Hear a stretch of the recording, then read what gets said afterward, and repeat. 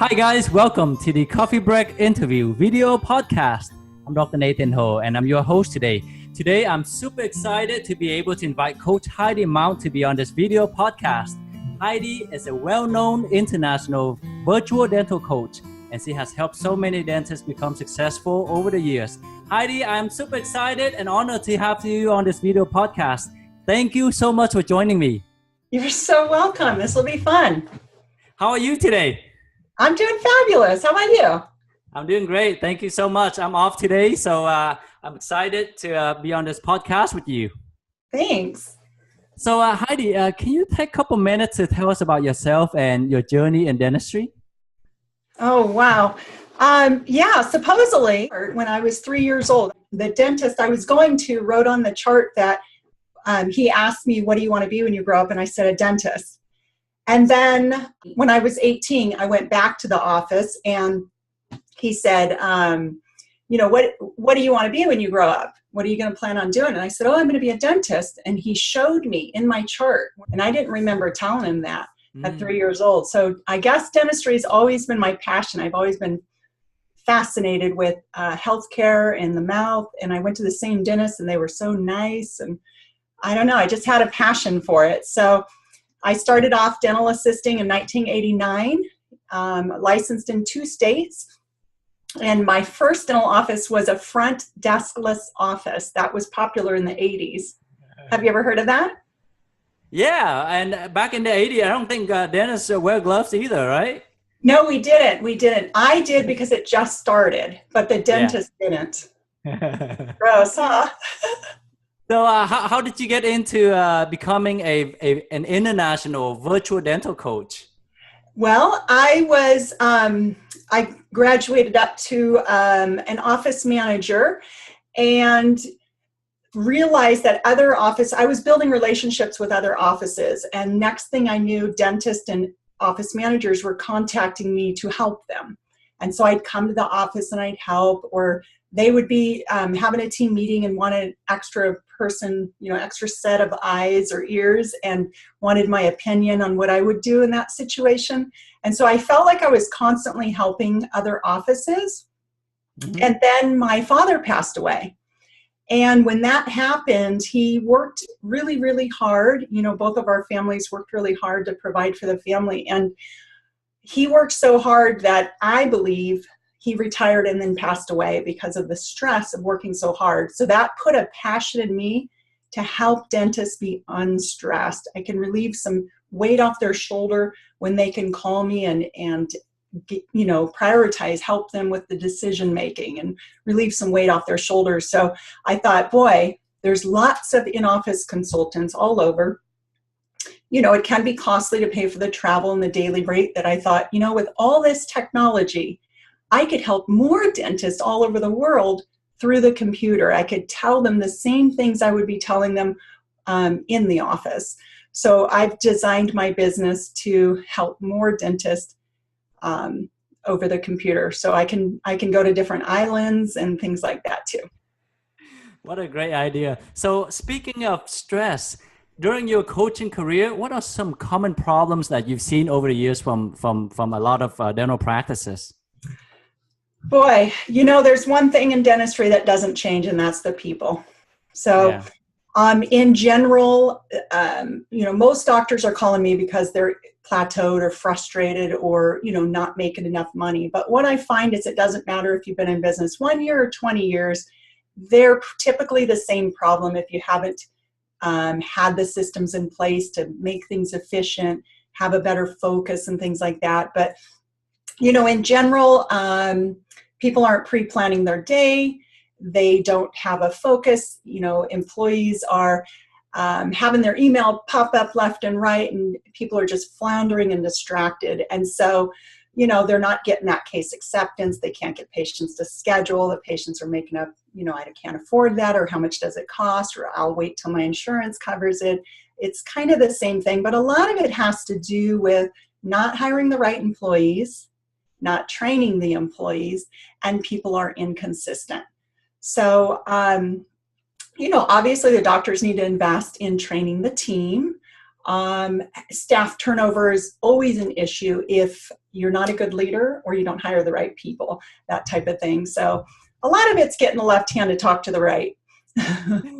That's awesome. What about the successful practices? I'm sure you worked in so many successful practices, and you help many successful practice owners become successful. So what makes these practices different from the average ones? Successful practices have a clear focus, and they have employees that treat the business like their own. So people aren't doing that floundering bit, and they're not running in all different directions. And they treat the business like their own. They watch the budget, they want to build the practice, they want to market the practice, they're excited. But mainly, you live by your mission statement, or the vision for the practice makes your decision. Does that make sense? When you have a clear vision, you're like, should I, I want to work 5 days or 4 days a week, or I want to have 5 weeks vacation off. Then you don't let the front desk say, well, you're not going anywhere this week. You just said you're working around the house. So can't you come in and do that root canal? It's like that mission and that vision make that decision for you, so you don't even have to think about it or have that stress or that pressure. Does that make sense? Yes, absolutely. So we know that every successful practice has a great team or even an ideal team. So can you paint us a picture or tell us what a great team is like? Oh boy, I harp on this pretty hard. Obviously your team has to have clear expectations and a clear job description and be able to accomplish that. But you got to help them accomplish it. But an ideal team to me would be that they're excited to come to work. They let you know the successes they had for the day. They bring energy to the practice. They think, how can we get this done versus that's not going to work, or my last doctor did it like this, and so I'm used to that and I'm going to do it that way, right? That's what a lot of employees get irritated with, when other people are like, well, Dr. So-and-so did it this way, and you feel like going, we don't care. This is this office, right? But they want to grow the practice as much as the dentist. What I hear a lot is employees just bringing up excuses on why they can't get things done. So I hear that a lot. But the doctor will tell me, well, they have their reasons of why it didn't get done. So we kind of have to follow through. We have to make sure we're following through. But anyway, back to the ideal team. They treat your patients like their best friend. They're excited to see them. They recommend ideal treatment. They show them how to achieve it, and they want to be a part of it, that type of thing. In my office, when I was managing, it was like, I told the team, like, we need to be so good that our patients want to work here. And that was our goal. And pretty soon, patients that were accountants and different things, it's like, what can I do to get a job here? Because we were all so appreciative and we were such good friends, and we treated each other better than the employees. And they saw that we lit up and were like, thanks for helping me clean that room so I could get on to help, Mrs. Jones or whatever. And so I think just having that fun vibe in the office really helps. You always have one person kind of suck the life out of you, right? There's that one person in the office, not always if you have the right team, but usually in office when they're calling me, they have that one person that is like 80% of the problems are due to that person, or they just suck the life out of you or the energy out of the office, because they're just bah humbug and, complaining, and it's just not fun to work with. Yeah. So speaking of creating an ideal team and having that team to serve the patients and to help the office grow, what are some ideas to bring to the office to create that excitement, to create that passion for the team, so they can go to work happy? Yeah. I think a lot of times, having out of the office events help. A lot of team building, that's fun. Letting them, like here in Portland, we have, it's called an escape room. You ever heard of that? Yeah, I've never been there, but I heard of it. Yeah, so people come together in a room and they're locked in, and there's different versions. So one could be, you've been kidnapped. Another one could be you're in a whatever spaceship and you got to get out. But they give you clues and keys of how to get it out, and everybody's got to communicate, right? You're got to put your brains together, and then you have that success of getting out of the room. You got to escape the room within an hour. And then you wear a sign, I escaped, or I ran out of time or something like that. But I know a lot of offices love doing that. Yeah. But you can go on YouTube and look at minute to win it games, Yeah. and then film it, like stick it on your social media and everything. And people are like, look how much fun they have. They're such real people. They're so kind, and the doctors believe in having fun together. I just think it's really important to do those things. Some staff, my greatest memories were when the boss took us out, whether they gave us money in a limo or took us to dinner, and we all picked out a perfume, or, the fun times were when you were bonding together at a resort or in a spa, or getting your nails done, anything that's really fun. Even we had times where we were on a budget and we did potluck at the doctor's house, and we would like catch M&Ms with our mouth. I mean, we just had fun together. And I think when you go back to work, you've bonded during that time, so when you're at work, you're more respectful towards each other. Yes, I love those ideas because it's all about creating that experience, right? Because sometimes dentists, we just try to give monetary bonus, and that's it. So over time, the team just expect a bonus and not having any time bonding with other team members or having that experience to talk about, right? I see that a lot. Like, I'll see a lot of doctors post that. I just give a Ben Franklin, or I just give this or that. And I think it's great. Everybody, appreciates money. But what I tell you is that the ones that are struggling with that vibe are the ones that really are frustrated and not happy at work. It is not the money. Yeah. They will leave another job to find a better atmosphere and a fun office than get another $100 or $100. So most people would appreciate a house cleaner, or their car washed, or a massage, or something specific. Like, they work really hard for something, or they've always wanted little chicks on their little farm. You get them some baby chicks, get to know your staff. There's so many doctors, they don't know their staff. They don't know what they like or anything. I remember even telling my bosses, so-and-so is going to have surgery. They are, and I'm like, how do you not know this? It's like, have lunch with your staff once in a while. Ask how your family's doing, and really bond with your staff so they know they care. And, I realize you don't want to be their best friend. You want to be their boss. I get all that, but you got to know some basic things. When's their birthday, and treat them like they're special, because they don't want to just be a number, Yeah. I'm glad you mentioned that, because the most common questions that I see on Facebook a lot is, what kind of bonus do you give to your team members, or what bonus system works? But I rarely see any questions about what kind of events should we host for a team, or what kind of experience can we create for a team, right? So I'm glad you mentioned that. So if you were to speak to a group of new practice owners, what advice would you give them so they can be successful without having to make too many mistakes along the way?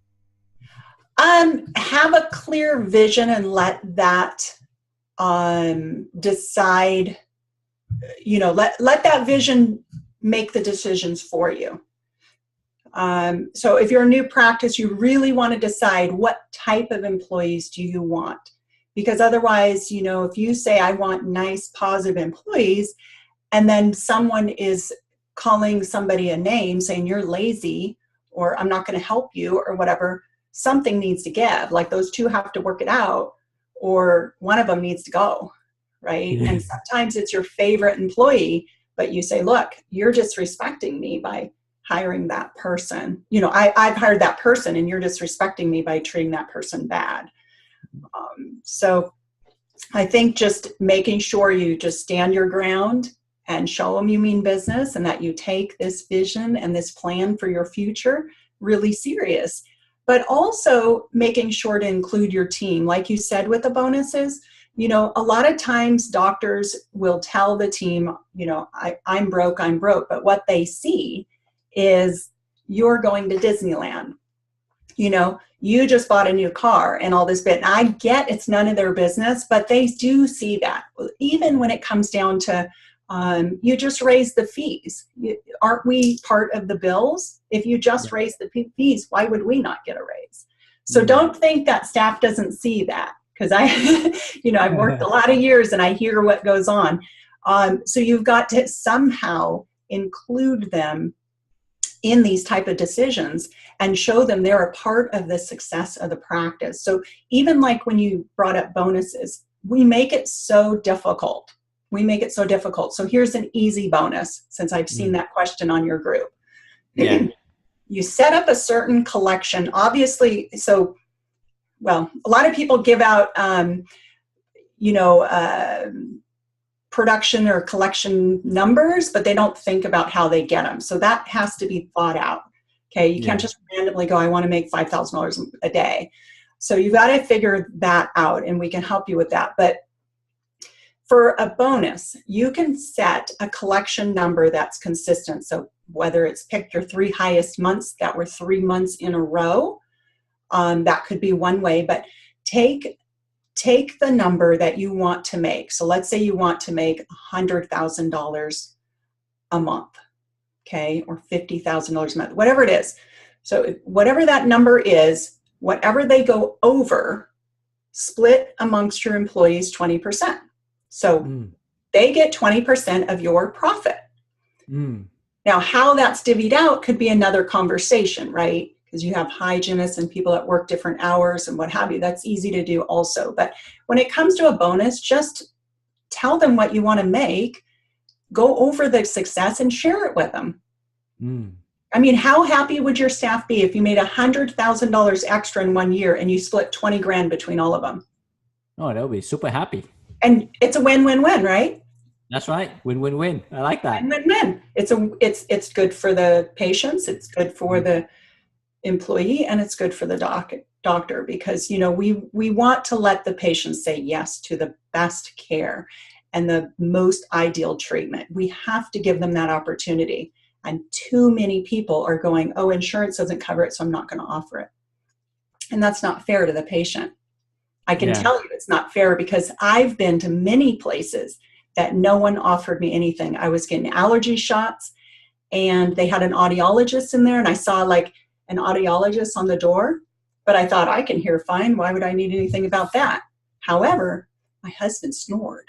Dale, you know him. Yeah. So he has sleep apnea, and it always woke me up. He sounds like a, airplane going over me, and there's a decibel. So they sold earplugs that cost $150. They stick alginate or something in your ear. They take an impression of your ear, and they make these little earplugs. So I go there. Well, first my friend said she got it. So I called the audiologist, and I was like, hey, do you guys make these earplugs for snoring? They're like, oh yeah, we have tons. When I get there, they open this brochure of like 15 different type of earplugs, even for dentists. They have the high-pitched drill where hygienists or dentists would just wear it in their right ear to protect their hearing. And I'm thinking, I've been coming here 20 years for allergy shots or whatever, get some Claritin refills and stuff. No one ever said, hey, do you mow the lawn? Do you go to rock concerts? Do you whatever? We have these earplugs. We want to protect your ears. Not one person. So 20 years later, I'm spending $150 or so on these custom-made earplugs to wear at night. And I can wear them on the airplane, and they're wonderful. But no one ever offered, right? So if I was going there and sitting there waiting, because I have to get a shot, you wait 15 minutes, make sure you didn't have an anaphylactic, right? They could have been talking to me about, say, hey, we have this. Do you have any need for this? We're just letting you know they're here.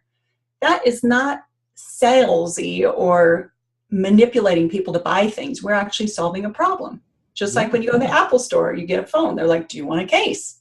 Yeah. So we've got to think of dentistry that way. We've got to offer them the best of everything to let them make that choice. That's right. And I think you would make more money, and then you'd be able to pay people, well, and they'd be happy and stay. That's right. Right? But some offices, they don't have a system in place or a great team in place to grow the business. So, and I've seen so many dentists, even though they've been in business for a long time, but they're still struggling. So in your opinion, at what point should practice owners hire a coach? Because some of them just struggle too long and they expect to be different this year or next year. Right. Well, I think about it like this. Do you want to put a Band-Aid over the cut, or do you want to prevent the cut? Yeah. So, I realize that a lot of doctors, I can't afford a coach, or how are we going to pay for that, or whatever. But in the meantime, they have openings in their schedule. They've got staff turnover, and that costs a lot to train and replace. Yes. So in my opinion, if you are overwhelmed, you don't know where to begin, you have a lot on your mind, a lot on your plate, and staff that need to be trained, it just depends what you need, right? But get the help you need. Sometimes, you might need a coach that's going to help you with mindset. You might need a coach that's going to help you with finances. So get the coach that works for you. Most doctors nowadays have multiple coaches, just to tell you the truth.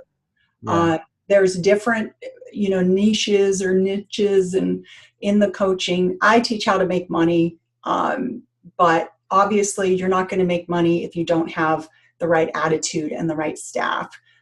So you've got to have a willingness to want to learn. And when the student's ready, the teacher's here. Awesome. Right? I like that. So the next question is is one of my favorite questions that I ask every person that I interview. And that is, what makes you happy in life? Yeah, let's see. For me personally, when I am in warm tropical weather, listening to the ocean, or specifically in the water helps, because you're not on vacation until you're laying in the water to me. But I just feel like a sunset is something to totally cherish. Some people didn't wake up, and I just think they're so magical. I love how, especially the Caribbean, I know when I go to like St. Croix and stuff, everything stops. Like if you're at a restaurant, the servers don't even come to you. They're like, everybody watch the sunset, because not everybody gets to see one. And there's just this respect for the beach, or I don't know. For me, I just love that. I just love watching it go down and disappear. And of course, looking for the green flash. Have you ever heard of that? Yeah. So you must love Hawaii and Jamaica and all the places that have beautiful beaches, right? Any warm island. I probably only been to about 20 or 25, but as far as seeing it and experience what I'm talking about, but yeah, we'll get there. Great. Awesome. Before we end our podcast, how can our members contact or connect with you? Well, if they're on Facebook, they can just private message me. I don't mind. And my email is Heidi, Heidi, at Coaching Dentist, plural, because I'm just thinking of you, coachingdentist.com. So Heidi at coachingdentist.com. I have a website, www.coachheidimount.com. Everybody gave me that nickname, so I just roll with it. When I search you on Google a long time ago, I actually found Heidi Mount, and she's a model, right? She's a model. That's why I threw the coach before it. I can't compete with her. Well, Heidi, thank you so much. It's truly been a privilege to have you on this Coffee Break interview video podcast today. And thank you so much for sharing your story and all the great tips. Thank you again. Until next time, take care. You're so welcome. I love being in your group. Thank you so much. Bye-bye. Alrighty, bye-bye.